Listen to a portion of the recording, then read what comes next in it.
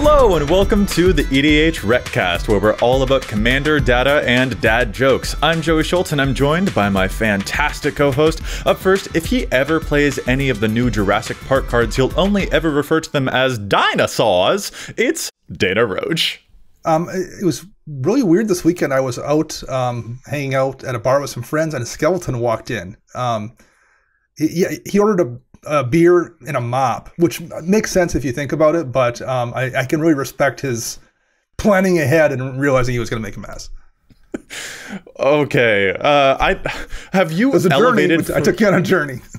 Have you elevated from, I mean, you said skeleton, so from dad joke to dead joke? Is that what you're doing here? Right, yeah.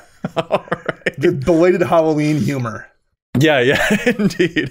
All right. And up next, hey, would you look at that? We've got a guest from behind the scenes. We're joined today by Chase, aka ManaCurves. Hi, Chase. Hi. What is brown and sticky? A stick. God, okay. I was really proud of that one. I thought I was going to get you. No. Joey's been doing this for too long. Yep.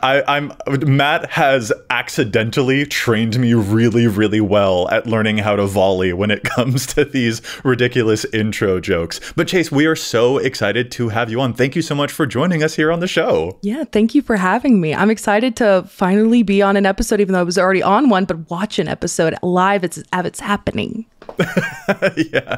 For folks who don't know, Chase is a fantastic editing presence behind the scenes here on the show. Really fantastic part of the team, making sure that the show gets to happen. So Chase, we are really, really excited to have you on here. And what is it, Chase, that we have you on here to talk about us with this episode? Well, I am glad you asked, Joey, because we're going to be talking about our favorite cards of 2023. Yeah, this is exciting. All of the fun stuff that happened this year. Not necessarily the most popular, not the most obvious, but cards that we've been playing a lot in our decks, cards that we really, really like. We want to talk about some of those now that the year is beginning to wind its way to a brand new year as 2024 is on the horizon. This will be really, really fun. And thank you again, Chase, for joining us for it. We've got a couple of other shout outs that we want to do first before we get to it, though. Yeah, first we'd like to thank Chase, Dana, ManaCurves for the help in editing the show. You can find them online at ManaCurves. Never heard of them. I think Chase might be right here already, actually.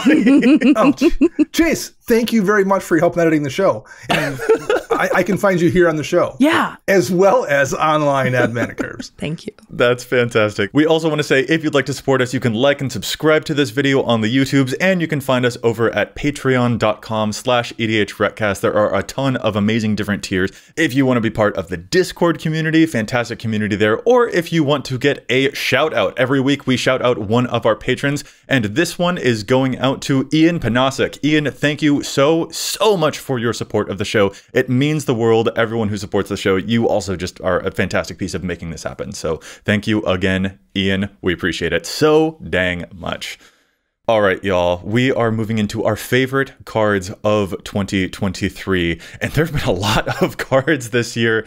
Assuming that I did my Scryfall search correctly, we got over 1,900 brand new card designs in 2023, and 393 of them can be your commander. I hope I did my Scryfall search right on that. That's a lot of new cards out there, but we just want to talk about our favorites. Not necessarily the most popular, not the most obvious, but the stuff that we've been enjoying the most. And we could start at the very beginning of the year, but I don't want to, because Ixalan just came out. That's on a lot of people's minds.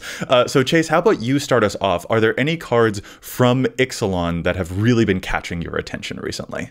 Yeah, actually, there's some really cool pieces in Ixalan that I find to be really fun and just super flavorful and also just really exciting in Commander. I like being able to do ridiculous stuff.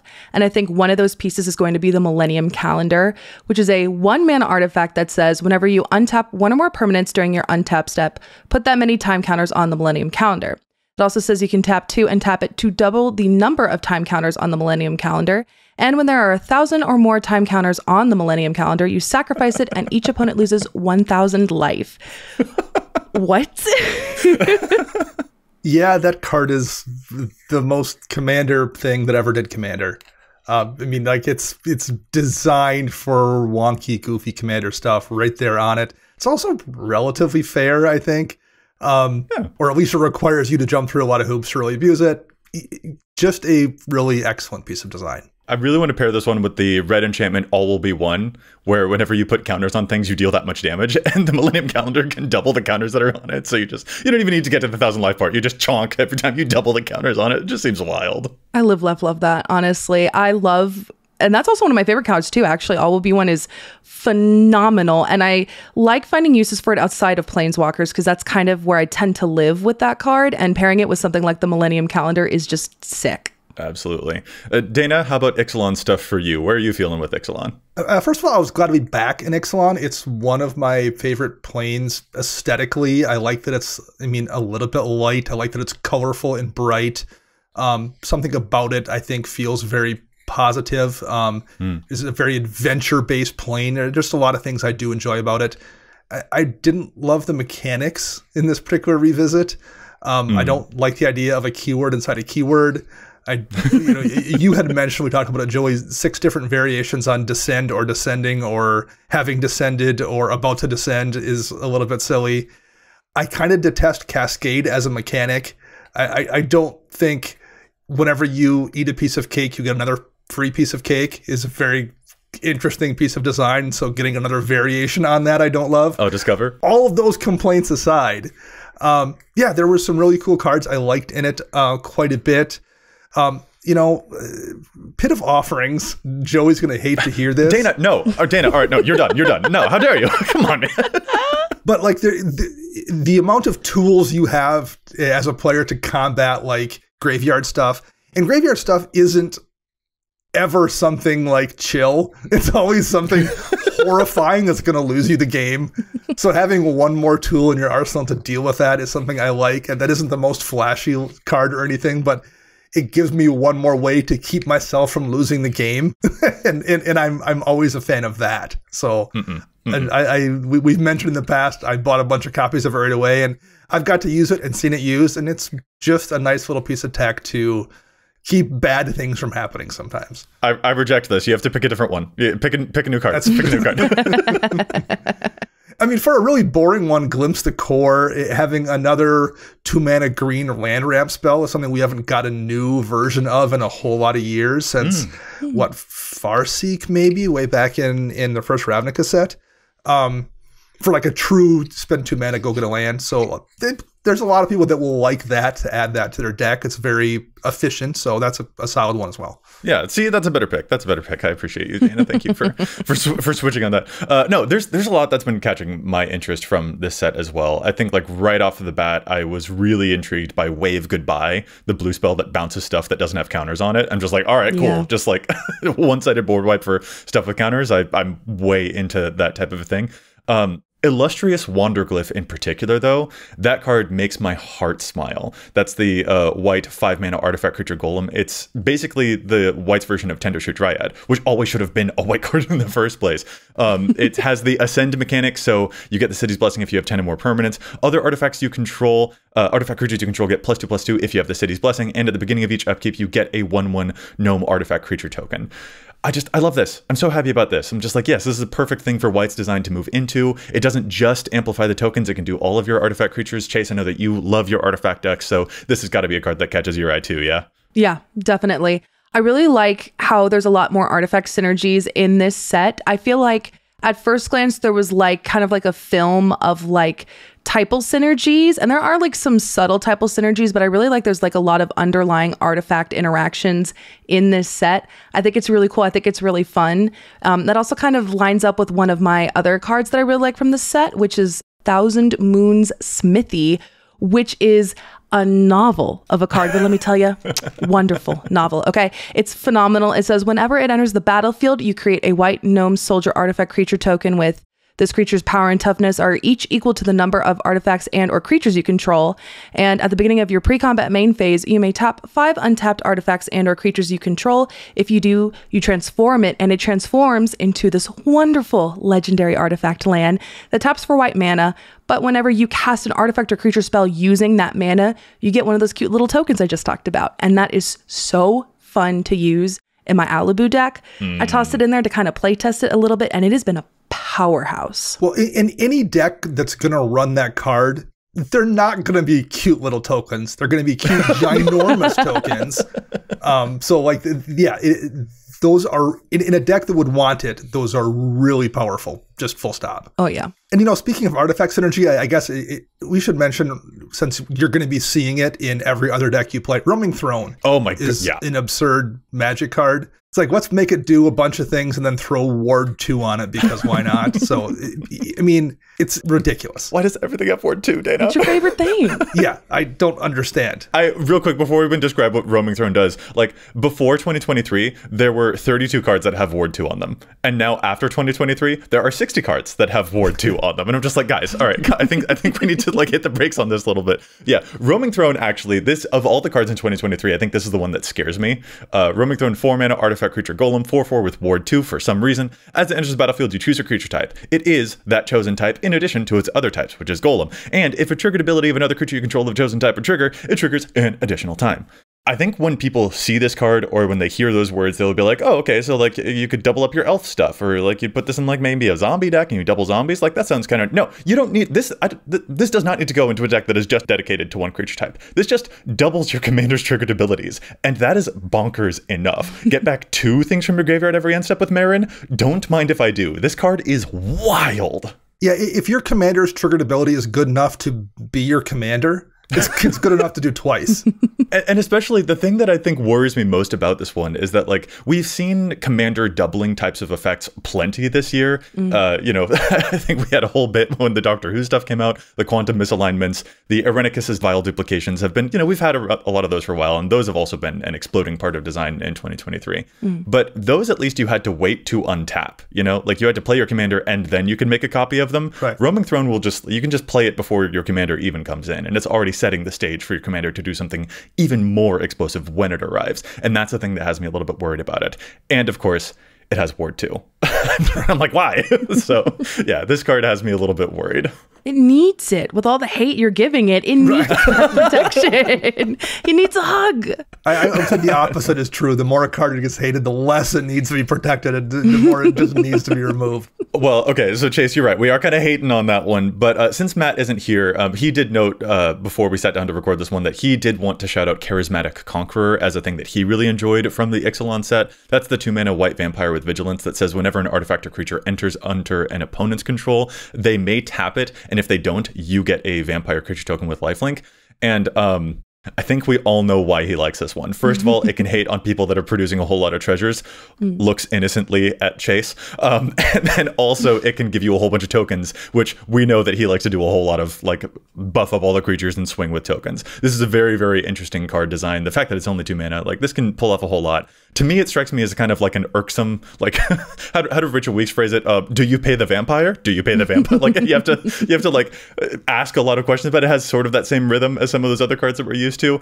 But I'm sure that this is also like very helpful for Matt when he's facing off against, people like you, Chase, who love to do a whole bunch of broken artifact things. Listen, all right, I'm an innocent person. I don't know what you're talking about. I've never played this game before. However, I will say that I really do like this card because it kind of makes you weigh your resources a little bit. What do you value more, getting your thing or letting your opponent have the thing? And I think that's a way more balanced kind of effect that we don't really get to see too often. And I like that they're kind of exploring that design space. Mm-hmm. While we're in Ixalan, were there any Jurassic Park cards that caught your eye?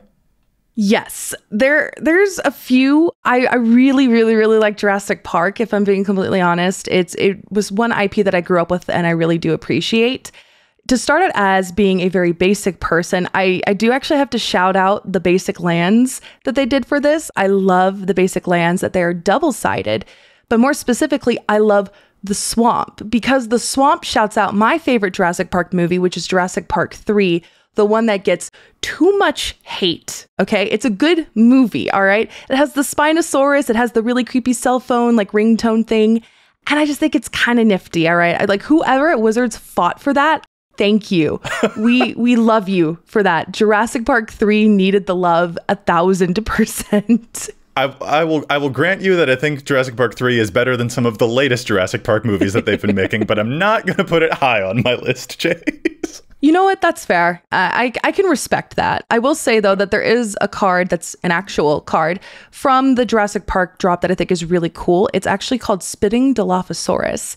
And I think the design space for this is right on the money. And I'm not just saying that because I totally guessed it accurately. I love this card because it says, whenever Spitting Dilophosaurus enters the battlefield or attacks, you put a -1/-1 counter on up to one target creature, and creatures your opponents control with -1/-1 counters on them can't block. Oof. That is so flavorful because it spits the little acid venom stuff on Dennis's face. It blinds him, it weakens him. That's weakening him kind of like with like the -1/-1 counters. It's just a really flavorful piece. And I also see this having a really big home in like Hapatra decks. Yeah. And I mean, she didn't really need the help, but why not give her a piece? Yeah, it's one of those cards that like either your deck is going to love it because you're doing -1 counter stuff, or you just ignored it because it doesn't help you at all. Mm-hmm.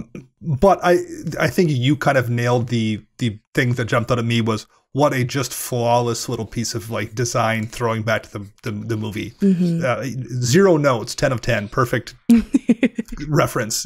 Can't do better. I kind of felt similarly about the Don't Move Wrath spell. Yes. That's the 5-mana sorcery in white. Destroy all tapped creatures until your next turn. Whenever a creature becomes tapped, destroy it.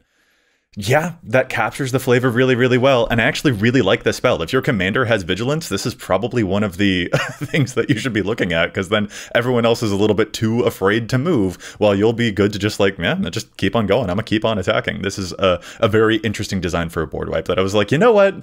I'm not sure how I feel about Jurassic Park and Magic, but I like this card a lot. Like they did a dang good job with this one. And I'm never going to be mad at good design. It's going to cause some weird takesy-backsy issues because you have to people have to remember that they can't tap their thing. Sure. Yeah. With nothing on the board to remind you. That's kind of odd, but it's a really powerful card for sure. Mm. I have picked a couple of very maybe boring and efficient cards. I will continue to do so in future sets, and I will do it in this one. Permission denied. Your brand, Dana, your brand. Yeah, I mean, it's my thing.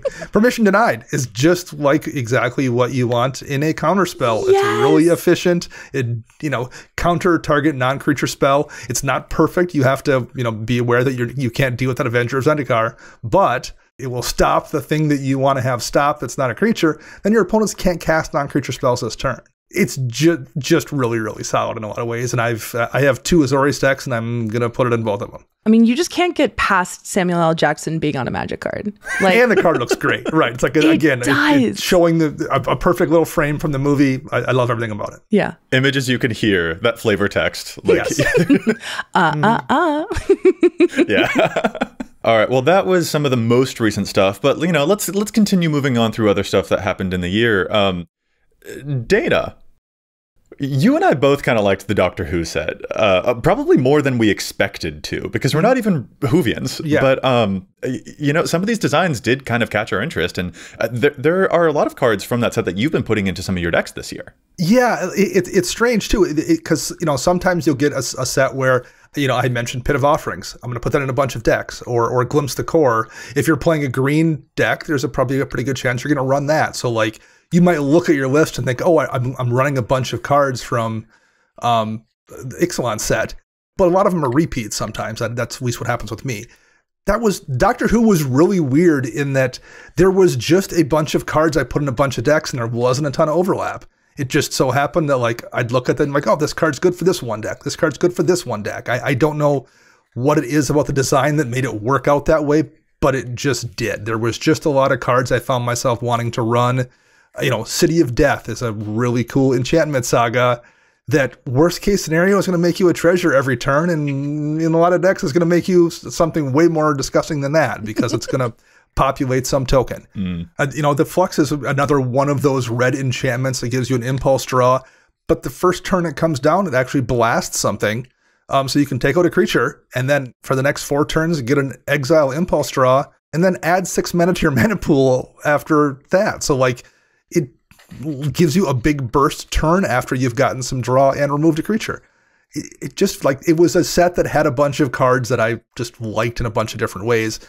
And before we even get to like really strong things like Cyber Conversion. Yeah. That's one of the better removal spells we've got in years. You stole mine. Well, Chase, why don't you tell us about Cyber Conversion and why you like it? I'm offended, but also that means you have very excellent taste, Dana. Good job.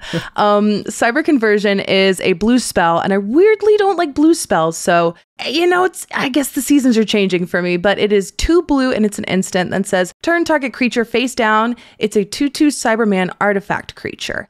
And I love this spell because it can shut down commanders. And, I hate it when it happens to me, but I like doing it to other people. Yeah. And seeing spells like this pop up are really cool. It kind of reminds me of stuff like Lignify or Song of the Dryads. Yeah, I've seen people ask about like cards like this or the cards you mentioned, Darksteel Mutation, if you feel bad about taking out someone's commander for possibly the entire game. Yeah. If you don't want your commander taken out all game, don't run a commander that people want to take out for the entire game. No one's removing Bartle Runax. They're removing Kenrith the Return King or Lathlil, Blade of Elves, like that. Those are the cards that are getting removed. And if you don't want your super strong commander removed all game, don't run a commander people are going to target. No one's targeting mediocre commanders for these kind of spells. Wow. That's the best advice I've ever heard, Dana. Yeah, you know what would make your deck better? Playing crappy cards. Play mediocre stuff. My deck has no bad cards. Yeah. My grandpa's deck has no pathetic cards, kind of. Yeah, absolutely.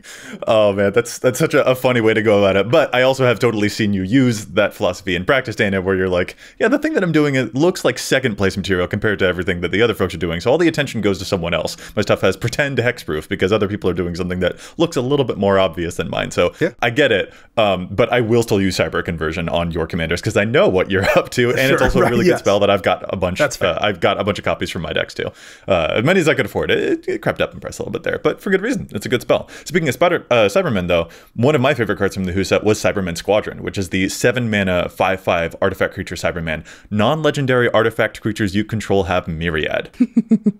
Cool. Just this is the type of card that makes me go, why don't I have an artifact deck already? Like every time I attack, I'm going to get even more stuff. That's even more enter the battlefield effects. Expect to see this in one of Joey's decks coming up here soon. I'm building a deck just so I can have more artifact craziness, like the type of stuff that this card has enabled. I've seen this thing in action, and every time I've been delighted, not just by the damage output, but by the silliness of all the ETB and leave the battlefield effects that it can facilitate. It's great. Yeah, at first I really thought that this card wasn't going to be kind of for me. I have like a love-hate relationship with the Doctor Who set. It's very flavorful, which I love. And after you kind of described that, I think Cybermen Squadron might actually be good in like my Alabu deck, mostly because getting Myriad means I get more tapped copies of my attacking artifacts, which means more damage with Alabu and more scries. And I think that's kind of fun. Also, it just seems, it's kind of like a really cool political card because, it's like, well, I mean, I hate everybody. So yeah, I wasn't trying to pick on you, but also just imagine it. Instead of just one illustrious Wanderglyph, now you have 3 illustrious Wanderglyphs all giving out their buffs to each other. Or Dana, instead of just one roaming throne, when you Myriad, you'll have more roaming thrones. Isn't that great, buddy? It's something. I'll take it from your silence that you don't like that. Yeah. And then 2 other final ones that I'll mention for the Doctor Who set that I also really liked as well. Vasha Narada, the indestructible shadow creature that slowly gets bigger. Yes. That thing creeps up in how much damage it does. That one really, really impressed me. Also, possibly like one of my actually of the episodes I have seen of Doctor Who, I'm just like, oh, this one instantly clicked. I really enjoyed the flavor appeal in that one. But then Flesh Duplicate is one last one that I want to shout out because I think this card's sneaky powerful. That's the 2 mana clone that has Vanishing, but I don't think the Vanishing will matter. Vanishing 3, like even if you're not manipulating or proliferating the counters on that to keep it around longer, just a 2 mana get a copy of a thing is really, really good. Phantasmal Image sees a whole lot of play for a reason, and it doesn't need to live longer than 3 turns to make a big impact when you are 2 mana copying someone else's 9 cost creature. So Flesh Duplicate also has been sneaking its way into a lot of my decks as well. I'm really glad that you brought up Vasha Narada, Joey, because that was my preview card. Toot toot. Hey. That was my horn I was just tooting. And I really do agree with you that I love this card. I love seeing cards with keywords that you don't see too often anymore. Shadow is phenomenal. And yes, if you watch the episode, it is incredibly flavorful, but that thing also just gets huge. And you as a necromancer, I can imagine that is going to have a few homes in some of your decks. Maybe just a little. Yeah. Well, let's move on to Wilds of Eldraine and take a look at what cards jump out at us there. Joey, is there anything from Wilds that really lit you up here? Yeah, Wilds of Eldraine. I just absolutely gotta give it up to Gruff Triplets. This is actually probably one of my favorite designs in years and years and years. 6 mana, 3/3 green Satyr Warrior with trample. When it enters the battlefield, if it isn't a token, you make 2 tokens that are copies of it. So you get 3 of your triplets, and whenever one of them dies, the others get bigger, equal to however big the one that died was. So you can play this as you've got 3/3/3s, and they can buff up. That's great. If you sacrifice one of them, the others are presumably going to get 3+1 counters. If you then sacrifice another one, you're going to then have a 12/12 with trample. This is a whole bunch of stuff to manipulate. This is great. You can add even more counters on it. You can populate. Like this card has so many applications. I feel like this is a card that Matt and I really connect on, because he's like, all these tokens that I can attack with, and me, I'm like, all these bodies that I can sacrifice and manipulate in the graveyard and bouncing it back out of the graveyard and stuff like that. So like, this has been a huge one for me. I absolutely adore the design of Gruff Triplets. Probably my favorite card of the year, just in terms of where it sits in my heart. Not like best card of the year, but I'm just like, goodness, I love seeing this every single time it's in play. I love this card. This was a set that, number one, I really enjoyed limited of for some reason. Yes. I just thought it was just a lot of fun. It just clicked. I managed to do a draft of it multiple times as well, and just every time it was super fun to play. Yeah, and again, there was some really cards there was cycles in this particular set that really worked for me. The court cycle, I thought there was a bunch of different courts that I liked a lot and have found their way into my decks. And the virtue cycle as well. There was a couple of those that have made into decks. Those are the adventure cards that are a spell into an enchantment. Oh yeah. And a couple of those I've liked a lot. Virtue of Strength, the green one, and Virtue of Loyalty, the white one, are the two that I have in decks right now. Virtue of Strength. When you play the enchantment part, which is the most relevant part, if you tap a basic land for mana, it produces 3 times as much of that. This is the year of tripling, I guess. And the Virtue of Loyalty is the white one. At the beginning of your end step, put a +1 counter on each creature you control and untap those creatures. So any kind of deck that has +1 counter synergy, that's really useful as well. So this was the set that had cycles that kind of resonated with me. How about you, Chase? Yeah, when it comes to this set, I found myself liking food tokens, which is very weird for me because that was actually my least favorite part of the original Eldraine. I didn't really kind of grasp on to food like I did clues and treasures, but I surprised myself and I actually built a food deck, and there's one card in there that I think shines above the rest. And it's actually an uncommon. It is Knight of the Sweet's Revenge, which is an amazing uncommon enchantment that I think people kind of sleep on because it's absolutely amazing. It says whenever it enters the battlefield, you create a food token, and food you control have tap and add a green. And then you can pay 5 and 2 green and sacrifice it to give creatures you control XX until end of turn, where X is the number of foods you control. You can only activate that as a sorcery, but I mean, you don't even need to worry about that, because if you just activate it as a sorcery, you're going to be winning the game anyway. Let's be honest, because that pump is insane. I have this in my Bernard food deck and it packs a punch. I mean, the 7 mana ability is really good, but I also love the fact that it turns food into another resource, which I really appreciate, because having mana rocks just coming into play immediately just by having a cookie enter, like tough cookie enters, and wow, you get a food. Love that. Yeah, this has strong Jaheira energy in the right deck. Yeah. Turning your tokens into mana sources. Like, that last ability reads like it will cost a lot of mana. No, all of your foods will pay for that last ability. And also all the other creatures that you put into play because you have so many foods. Yeah, every time I've seen this card in play, it has just been completely cracked. I also really like that it just says foods you control. So this also counts other food creatures you control. Like Tough Cookie or Sir Ginger become mana dorks, which I think is just really fun and kind of like nifty. Yeah, honestly, like, there's actually a lot of the mana-y stuff from this set that I think has been grabbing our attention, because Matt wrote down that one of his particular favorite things from Wilds of Eldraine was actually the card Misleading Signpost, which is the blue 3-mana mana rock with flash that can reselect someone's attacker. I don't think Matt even plays all that much blue. But the fact that he's starting to play blue has me concerned, and the fact that he's just like, all right, I'm gonna just like mess with people's combat steps a little bit. I'm just like, yeah, I can see why he's getting to this one. But the one for me that really kind of blew my mind actually was Throne of Eldraine, the 5-mana legendary artifact that can tap to add 4 mana of any one color that can only be spent on monocolored spells of that color. But like, you were gonna play this on a monocolored deck, and it can be used to draw cards.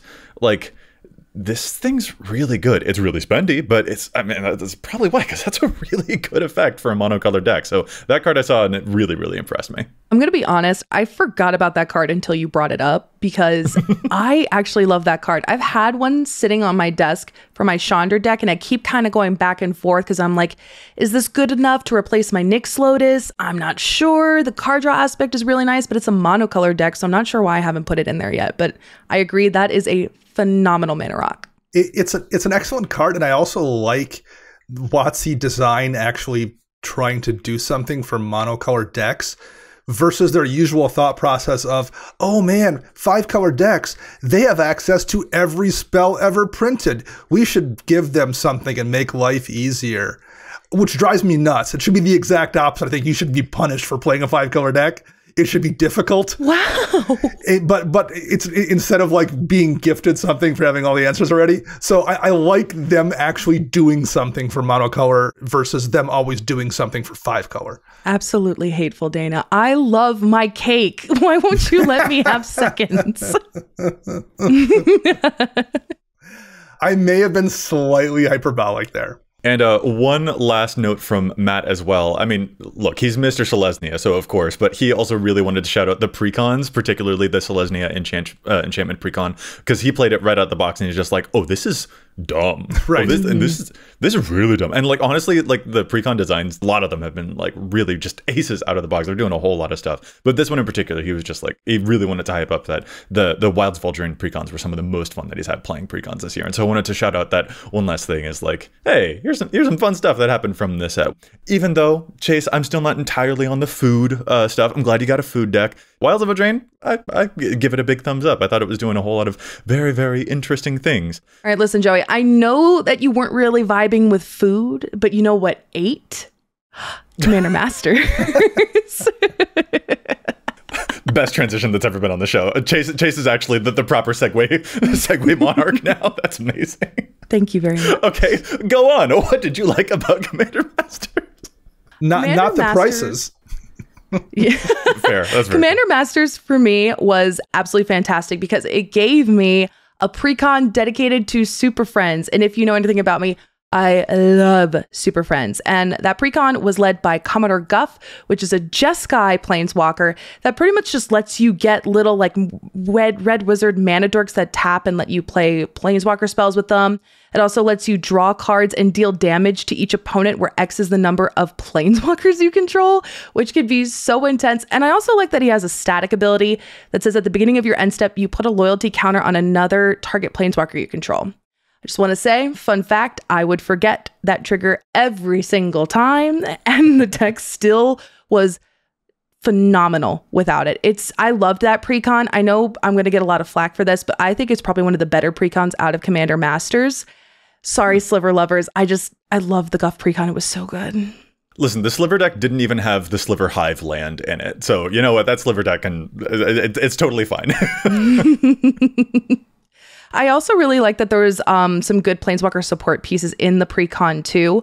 I really like that we got a mana rock for that, which is actually really cool. The card is actually called Gatewatch Beacon, and that is really cool because it says it enters the battlefield with 3 loyalty counters on it, which I think is really cool that we have something that's not a planeswalker have loyalty counters on it, which is so nifty. And it's a little white mana rock. And it says whenever a planeswalker enters the battlefield under your control, if Gatewatch Beacon has loyalty counters on it, you may move a loyalty counter from it onto that planeswalker. And, you know, one loyalty counter can be a big difference for some of these walkers. And I like kind of how resourceful it is. It's just a really cool 3 mana rock. And I love me some 3 mana rocks. Yeah. Dana, what stood out to you from Commander Masters? The first thing I think I will mention, the Eldrazi deck. You know, there was a bunch of like big titans and large, you know, face smashy Eldrazi in it, and there's probably like 6 or 8 of us out there who were quite annoyed that it didn't have any cards that made Eldrazi spawns or scions.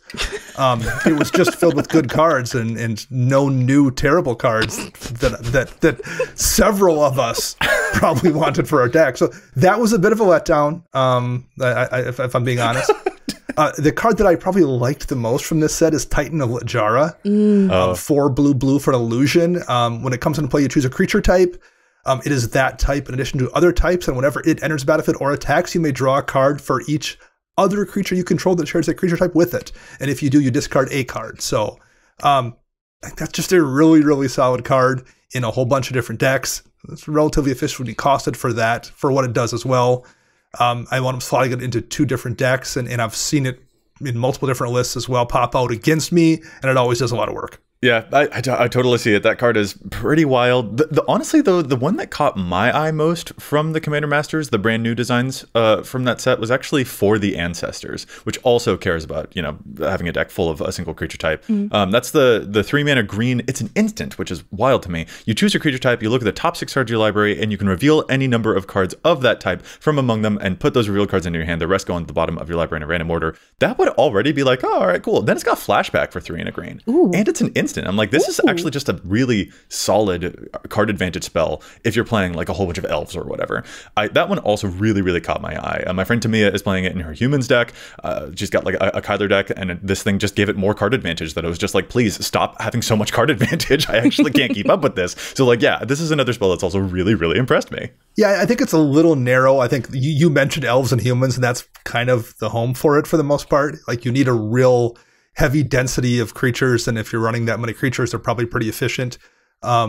So it works well in those decks and probably not in a lot of other ones. But in those decks, it's really, really good. Well, yeah, because you get to keep up the heroic intervention mana. And if you don't need it, then you get to play this. And like, that's the thing. I'm just like the subtleties of like, yeah, okay, niche for sure. But in those niches, I'm just like, dang, this is putting in a whole lot of work. Listen, if we wanted to make it vibe with Dana, I think we should make like sort of like a hipster type of deck. And I think Ooze might be a good fit.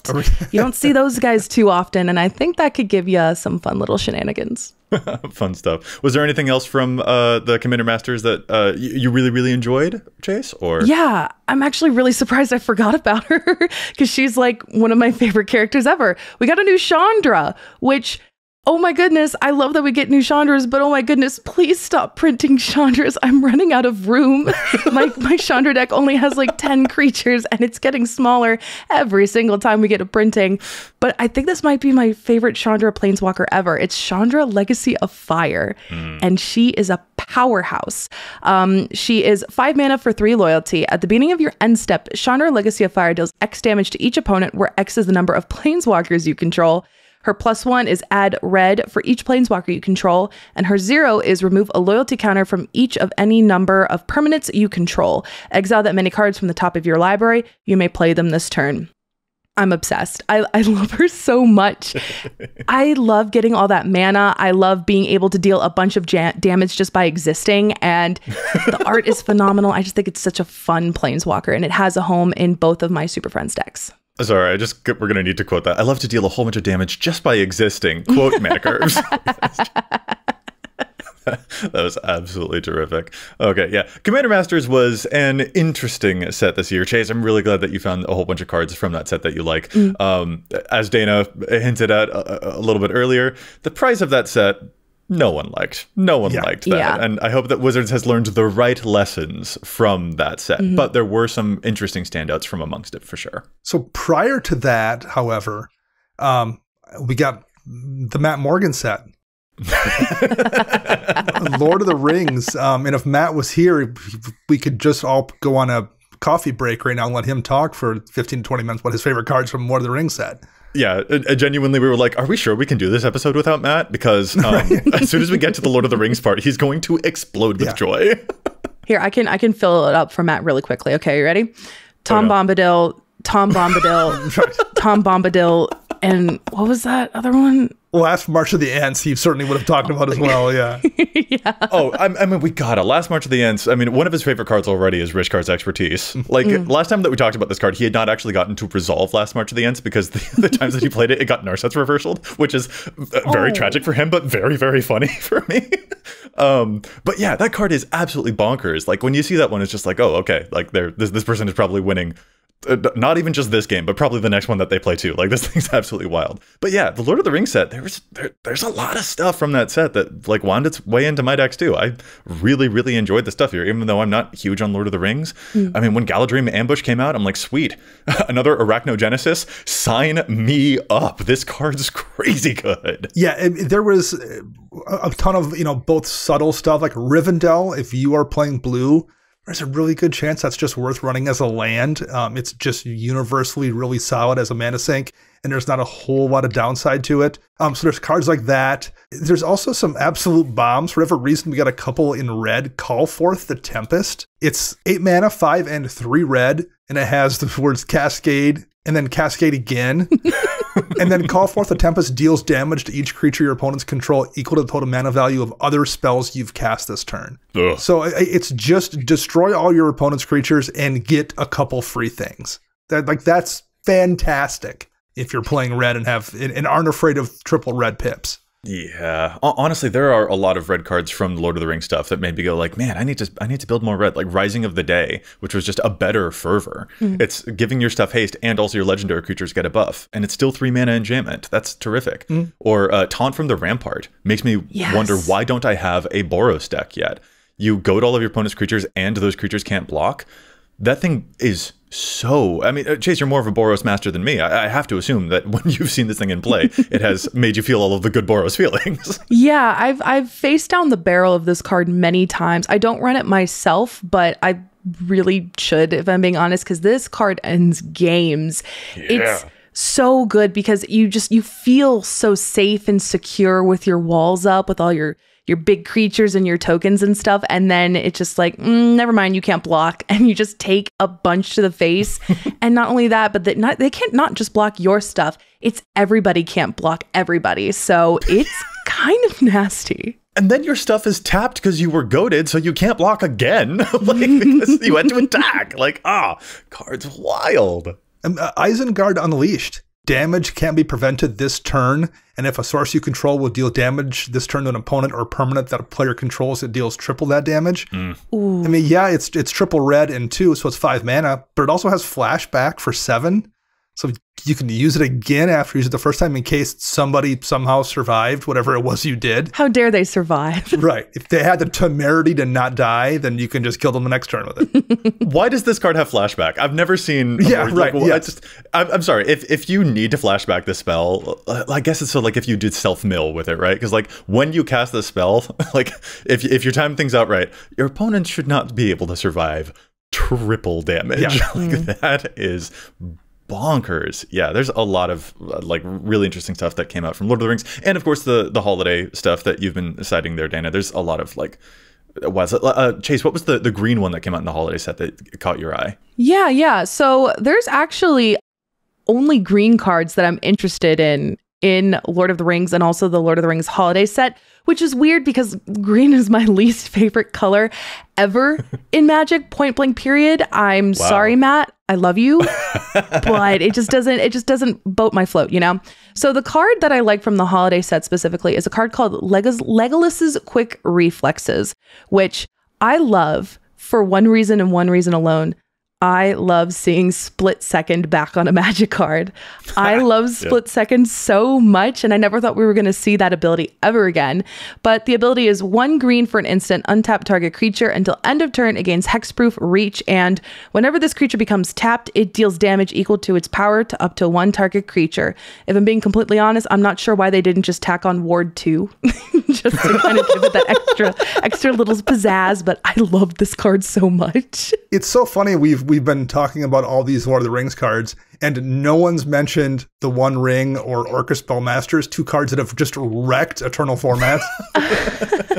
Absolutely. And they're so ridiculously popular as well. But yeah, like that's how deep the set is. Yeah, exactly. Like we know that those are like the most famous, the most popular cards, but like those aren't necessarily the cards that like sit in our hearts, you know? And whereas like you get doing a gotcha moment with someone when you Legolas's Quick Reflexes, like that's the stuff where you're just like, tee.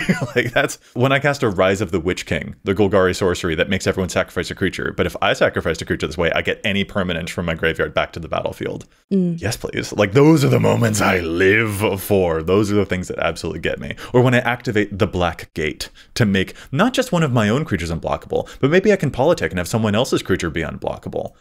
Come on, those are cool moments. Like, yeah, Dana, you're absolutely right. Really, really rich set. Much richer than I even expected it to be. And I already liked it to begin with. Yeah, especially there's a lot of cards that I feel are good budget options for other pieces that are really popular. For example, Cryptolith Rite is a really cool, fun card that makes all your creatures mana dorks. And that card is a little bit pricey, and I think a good budget option actually came from this set. It's actually Elven Chorus, which is a really cool, fun 4-mana enchantment that lets you look at the top card of your library at any time. It lets you cast creature spells from the top of your library, and your creatures have tap, add 1 mana of any color. It's like Cryptolith Rite, but it does more, and yeah, it's only 2 mana more, but like, you get more stuff, and I just love this spell. It's so cool, and I think people tend to look past it because it's called Elven Chorus, and I think they assume it's like an elf typal sort of card, but it does a lot in green decks. Yeah, no, that's really cool. And Chase, I love what you mentioned there about like, yeah, it is actually because Cryptolith Rite is expensive, and this is a nice replacement that can also give you additional benefits. That one is really, really cool. I think it did come in the Elf Precon along with another card that I would be remiss not to mention that I really, really like, which is Raise the Palisade.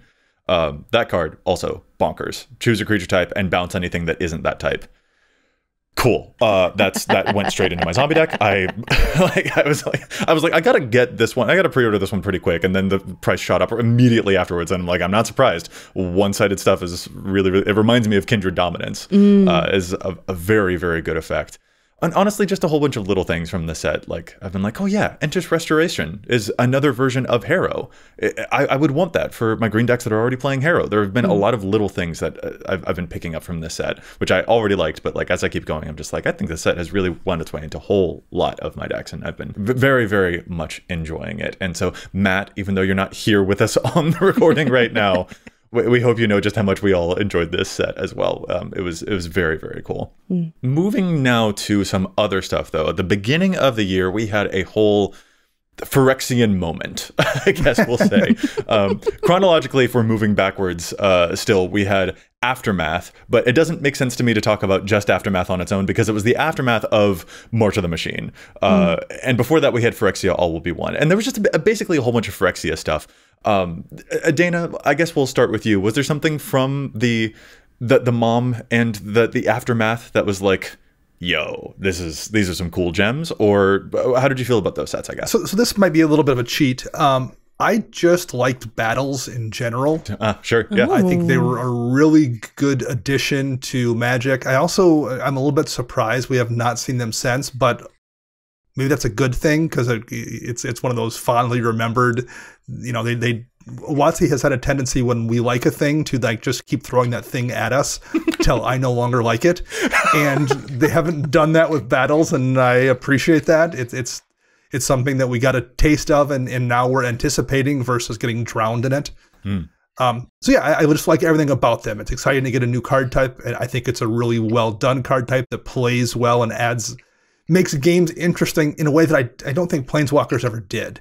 I always found Planeswalkers weren't like, I like them for flavor reasons, but I don't think they add a lot to how the game gets played, especially in Commander.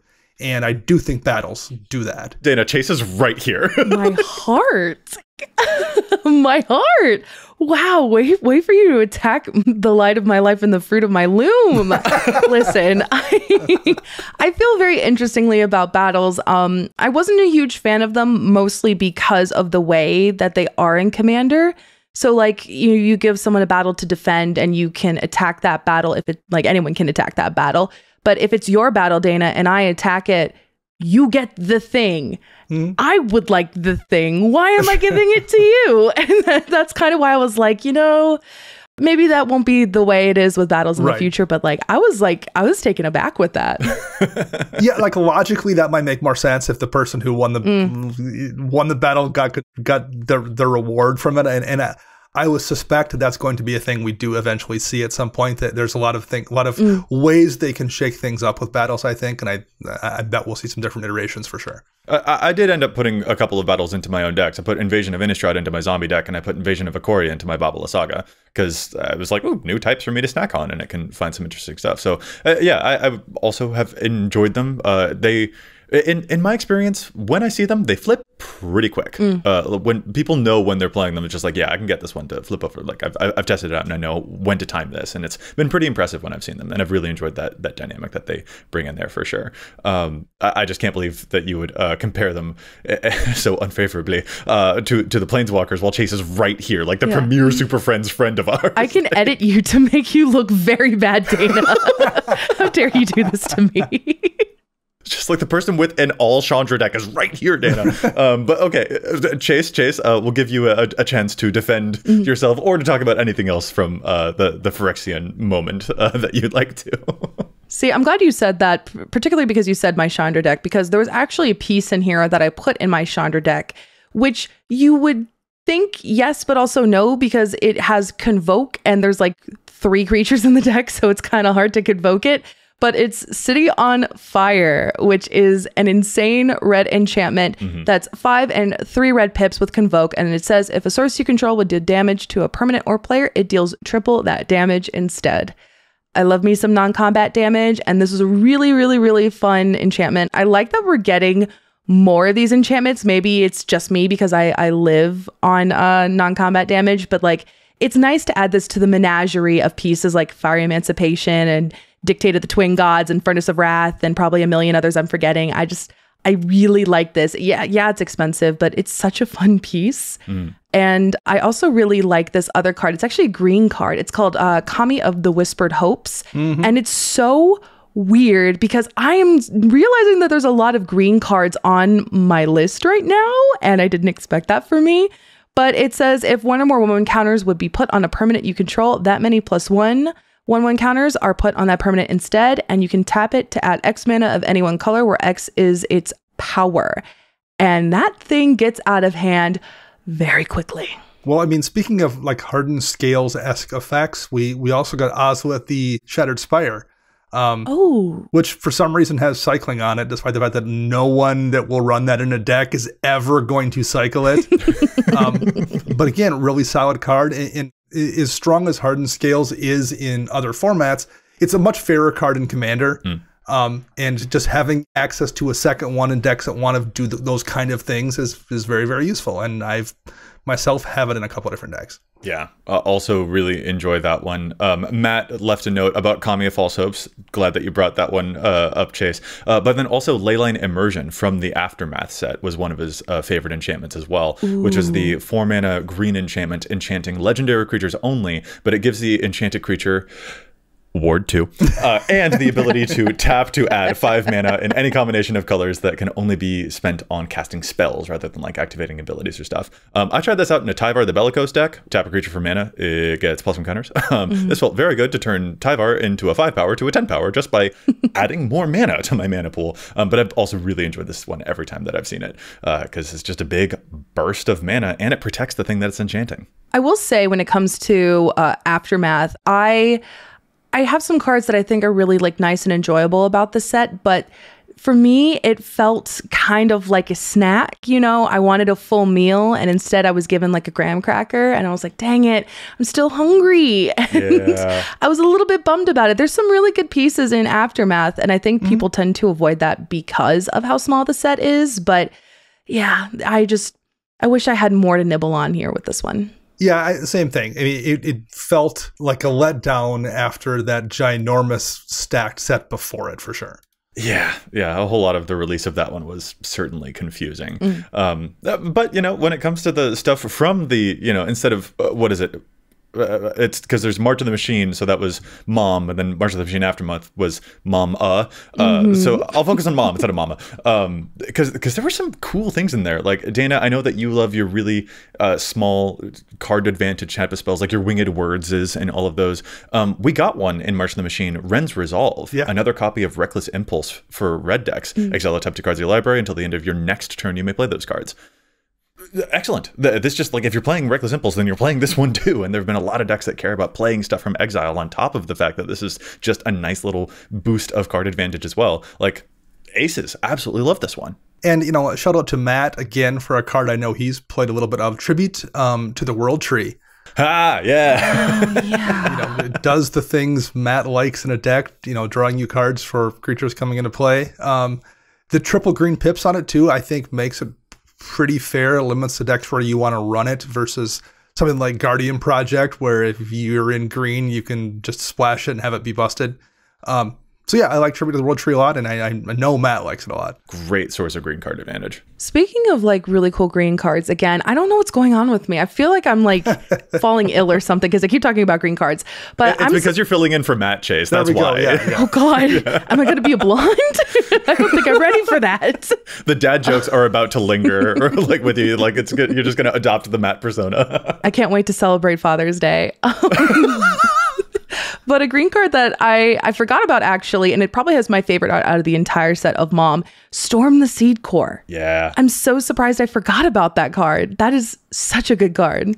Yeah, that one is a gorgeous piece of art and a really cool effect of like +1 counters and the tramples and it's the vigilance too, right? Like, yeah, it's the vigilance for me. There's a lot to love about that one. I do got to give it up though. I think my ultimate like card of the year is from March of the Machine, and that's Breach the Multiverse. Of course, because I'm that girl. I am that type of ridiculous player. Breach the Multiverse, 7 mana, black sorcery.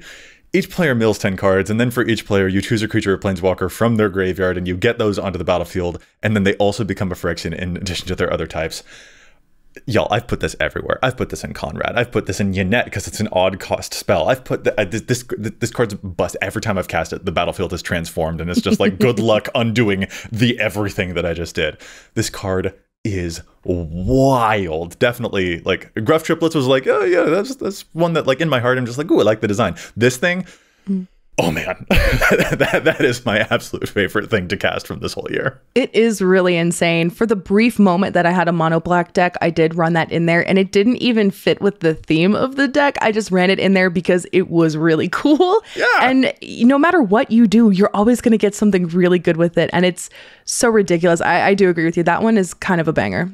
Yeah, it's very, very powerful. I don't love cards that are like, oh, if you're playing these colors, this card is going to be always good. But like, you know, how do you not occasionally, like, you can't make everything too narrow too, right? Like that's a problem as well. So yeah, if you are doing graveyard stuff, like sometimes you just need to win a game too. In Rise of the Dark Realms kind of does a similar thing. Like this does that. Like sometimes you're like, I've got enough mana to cast this and enough stuff has happened and you guys have big creatures in your graveyards. I'm just going to do this and wrap things up here. Or at least put pressure on you to respond. Yeah, Conrad just wants to see everyone mill 10 cards. Don't worry about it. For sure. Yeah, what's mine is mine and what's yours is mine. Gimme. Yeah, I would like to take stuff. All right. An interesting thing about Breach of the Multiverse is that it does have everything you control become Phyrexian in addition to its other types. And that, I think, brings us to our last set in chronological order, which is to say the first set that happened this year, which was Phyrexia, All Will Be One. I just had my Phyrexian moment, so someone else take the microphone, please, and talk about anything that they liked from that first set of the year. Well, you know, I'm going to be a hypocrite here because I just talked about a card that like you probably could run in any black deck and how I don't love that. You know, if you're playing white, you probably can run Clever Concealment and have it be an absolute bomb. It's like just, it's a way to dodge someone else's attempt to remove creatures. And, you know, the thing that's better than countering a board wipe is to have it hit everybody else but you. And Clever Concealment lets you do that. It's a really, really good card. If you happen to be playing a creature deck, you can cast it for free fairly often as well. Yeah, it's just super strong, and I've got a couple decks, and it's almost always a blowout. The fact that it can have your, not just your creatures phase out, but any number of target null permanents you control phase out. Like, you can protect a lot of stuff with that. It's very impressive. It's one of the few ways to counter a Cyclonic Rift. Yeah, I really like that card. I actually ran that in my King of the Oathbreakers deck because it would phase out all my stuff, and then when everything would phase back in, I would just get a million spirit tokens. Ooh. It's also a really good like fun budget option too for like Teferi's Protection because like ooh, it's a little bit pricey. Well, it was once upon a time. It's now crept up. I think it's over $10. Is it? No. So yeah. Oh no. Rest in peace. As happens with budget options very regularly, people start running them instead, and they no longer are budget options. Well, I'll go into mine. I already spoke a little bit about All Will Be One, that red enchantment earlier, and I love that. I love it because of, you guessed it, what? Super Friends. Who would have thought? But there is another Super Friends card in this set that I became obsessed with. In fact, I actually toyed around with doing a blue Super Friends deck just so I could jam this card in there, and that is EDHRECast Gauntlet, which is phenomenal. It's a 3-mana artifact that just says planeswalkers you control have activate loyalty 0, proliferate, and -12, take an extra turn after this one. And whenever you cast a non-creature spell, choose a counter on target permanent, put an additional counter of that kind on that permanent. I mean, it's so good. It's so nasty, just proliferating everything. It like makes all of your planeswalkers that one Vraska. Oh yeah. And it's for free. It's a 0 ability. You're girl mathing it. All right. It's so cool. There's a thing where I've seen Hollywood directors, Martin Scorsese, I've seen him talk about it, Quentin Tarantino too, where when they make movies, they sometimes put extra gory or like extra offensive things in. So when the MPAA goes to rate the movie, they say, oh, cut this thing out and you'll get your R rating. And it was a thing they didn't intend to leave in anyway. So like it gets excised out and they get what they wanted.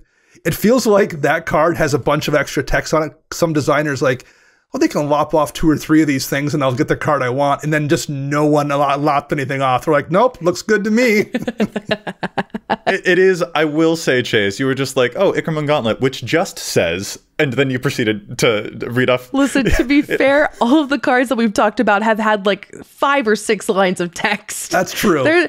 Cards are novels nowadays. It really is. Podcasting has become an aerobic activity, just because of the amount. My jaw hurts. Yeah, but just breath support is needed for this. And that does kind of go for like the card that stuck out to me from the original Phyrexia All Be One set was Mondrak, Glory Dominus, which just huge token stuff. And that one has a lot of stuff going on too. If you would make tokens, you make twice that many tokens. And also it has all of this other stuff about sacrificing artifacts or creatures to get indestructible counters.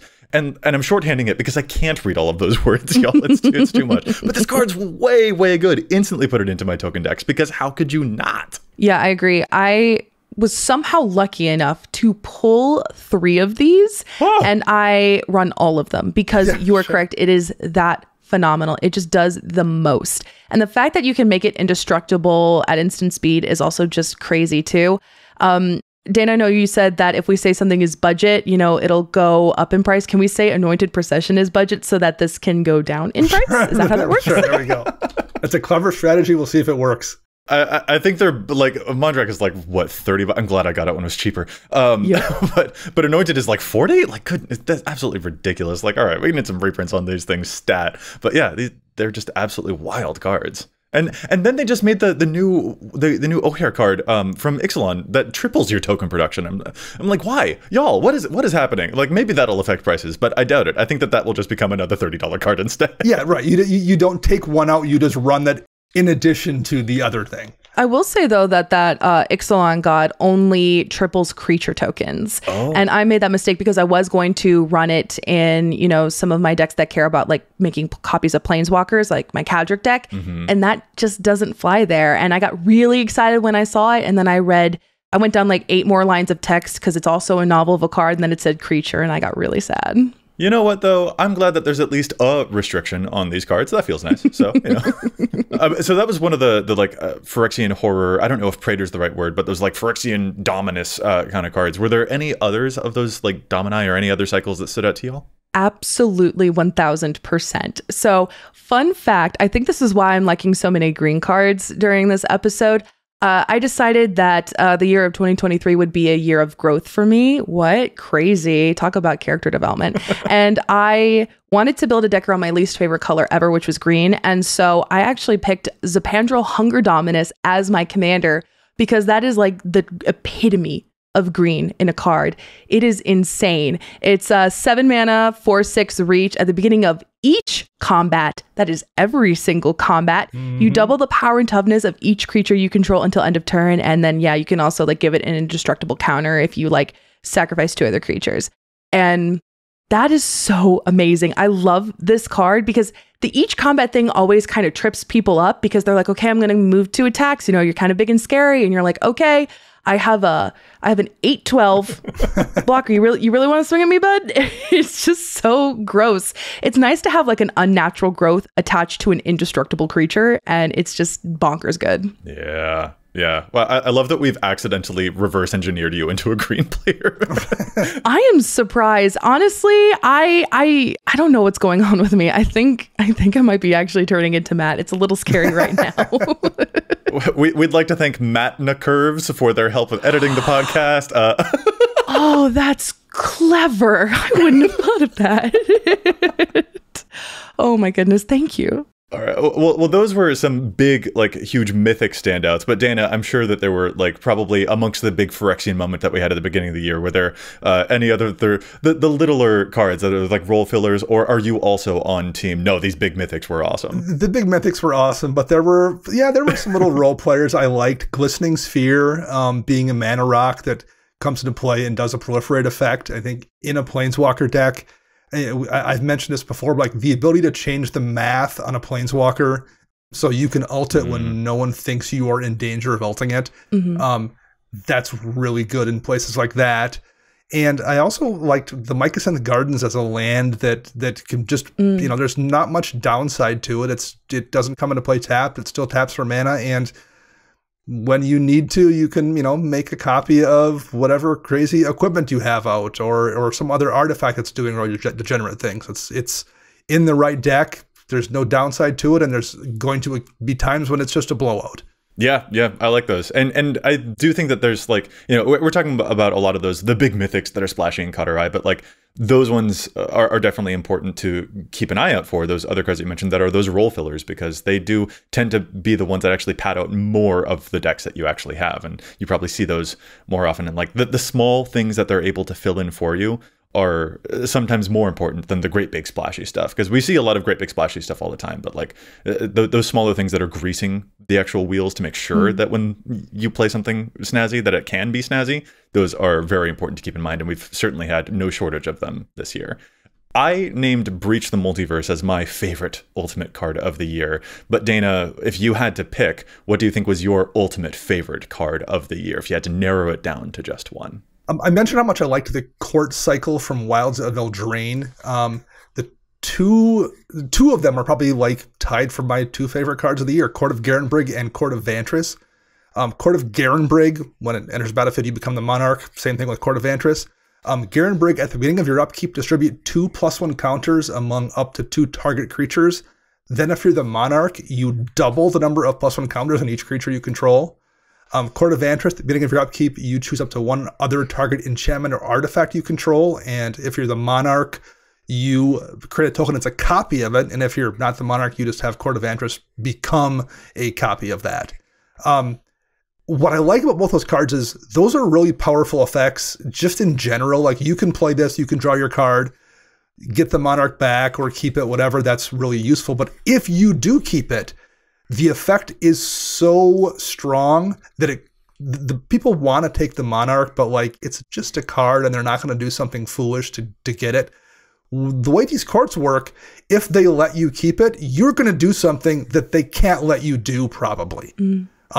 If you're running Court of Garenbrig, it's probably in a +1 counters deck, and you're going to make your creature so huge that they're not going to survive that swing. Court of Vantress, if you're running that in a deck, you're probably going to copy something so degenerate, they're not going to survive you having a copy of that degenerate thing. I like that gameplay. Monarch already creates a good pattern where you're forcing people to like be interactive, and I think those just amp it up because they can't let you hold on to it. And they make you as a player want to do something to make yourself hold on to it. So I think they're really good cards, and I think they add a lot to gameplay, which I think is what you really want from a cool commander card.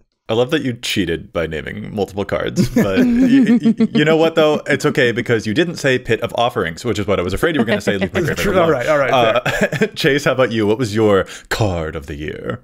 Well, now I feel bad because I'm also going to cheat too because I have 2 favorite cards of the year. Just as long as it's not Pit of Offerings. Just not a Graveyard Exile spell. That's all I say. I promise it's not Pit. I promise. I would never do that to you. I love you too much. My 2 favorite cards are going to obviously be Super Friends pieces. Shocker there. It has to be All Will Be One and Chandra Legacy Fire. Like those 2 cards are so fun. I just love being able to just, take a Super Friends strategy, which, used to be kind of viewed as sort of weak and kind of really ramp it up in a really gross way. All Will Be One is so good. Just being able to deal damage to people just by having counters put on things. And fun fact, when you have All Will Be One out and you play a Planeswalker spell, it enters in with those counters, thus dealing that much damage to your opponent, which is so cool and so fun. And I really like that ability because it makes them dangerous just by existing. And I know I said that really famous quote earlier that I don't remember, but dealing damage just by existing is the way I want to be. I want to live out of spite. And these 2 cards just feel like I'm living out of spite because the Chandra also deals damage just for being there. It's so good. I love that it also gives you mana. I also love that it gives you card advantage. Things that I think are really needed in Super Friends decks, especially the ones that I play. I play Mono Red and Boros decks, and those aren't super notorious for card draw. So I just really love both of those cards for dangerous shenanigan-y reasons. Well, Chase, I think we can happily say that you've broken the curse of almost accidentally becoming Matt because, I mean, we all know that Matt's favorite cards of the year are going to be Last March of the Bombadil, but you have gotten back to your mono red planeswalker damagey burny style. So like you're off the hook, okay? You didn't accidentally become a Matt Morgan. I feel stronger somehow. Less father figure-y. It's quite a shock. less dad jokes. Yes. Yeah. This was really, really enjoyable. Listeners, we've absolutely got to hear from y'all about what your favorite cards of the year were, because it turns out there were a lot to choose from this year. A whole lot of stuff happened this year. And we know how Magic set production goes. Like, it's not slowing down next year at all now, is it? So there's going to be a lot of other stuff to choose from in the years to come. Chase, one last time, though, thank you so much for joining us on the show. It was an absolute pleasure to have you. Oh, thank you. I'm really happy to be back. Yeah. And where can folks find you if they want to find you on the onlines? And what are you up to on the onlines? Let folks know. Well, you can find me online everywhere at ManaCurves, be it, MySpace, Foursquare, LinkedIn, Pinterest, also Twitter. And I just love talking about Commander. I stream Commander on my Twitch channel. I write articles for Star City Games. I edit for the lovely EDHREC podcast, and you can just find me everywhere at ManaCurves. The EDHREC podcast, never heard of them. Dana, how about you? You can find me online at Dana Roach. I'm writing articles for EDHREC and Commander's Herald, and you can find all of us together at patreon.com/EDHRECast. And I'm Joey Schultz. You can find me at Joseph M. Schultz online, probably, I don't know, being a fool on Instagram or something. And you can find the cast at EDHRECast everywhere online. Plus, if you've got a question for us, you can contact us at EDHRECast@gmail.com. Here's where I would say our thanks go out once again to Chase for their fantastic work on the post-production of the show. You can find them online at ManaCurves. But Chase, I'll just say it to you directly. Thank you so much for your fantastic work on the show. Thank you. And I just want to say that I love being able to work on the show and be able to share your beautiful thoughts and opinions and your beautiful faces and voices with everybody. So thank you. We're glad that you could come out from behind the scenes to share your joy with us, because it's that's one of our favorite things. Is like, hey, favorite cards, and also you're one of our favorite people. So it just felt like kismet for this episode. It felt really, really great. Thank you. Yeah, and listeners, we'll be back at you next week with more data and insights. But until then, remember, EDH wreck your deck before you wreck your deck.